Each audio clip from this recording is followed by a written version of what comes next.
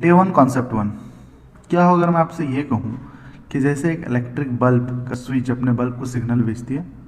On या of होने की, यानी या तो उसमें इलेक्ट्रिसिटी जा रही है या तो नहीं जा रही है, वैसे ही आपके आसपास जितने भी इलेक्ट्रॉनिक डिवाइसेस हैं सब इसी बेस पे काम करते हैं। तो आप ये कहेंगे आप कि अगर सिर्फ इलेक्ट्रिसिटी जा रही है या नहीं जा रही है, जैसे एक बल्ब में जा रही है, वैसे ही अगर हर इलेक्ट्रॉनिक डिवाइसेस में भी यही काम हो रहा है, तो ये अलग अलग इनपुट ले कैसे रहे हैं, अलग अलग आउटपुट प्रोड्यूस कैसे कर रहे हैं। तो चलिए आपको मैं इसे एक एग्जांपल से समझाता हूँ। मान लीजिए मेरे पास एक स्विच है और अगर मैं उस स्विच को ऑन करूँ तो आपको बैठना है और ऑफ करूँ तो खड़ा होना है। तो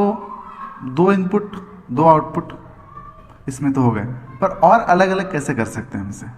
तो क्या हो अगर मैं आपको अभी ये बोलूँ कि अगर मैं इस स्विच को 2 बार ऑन करूँ और 2 बार ऑफ करूँ तो आपको कुछ और काम करना है, 3 बार ऑन करूँ 3 बार ऑफ करूँ तो आपको कुछ और काम करना है। ऐसे ही अलग अलग ऑन ऑफ के कॉम्बिनेशंस को मैं अलग अलग कमांड्स दूँ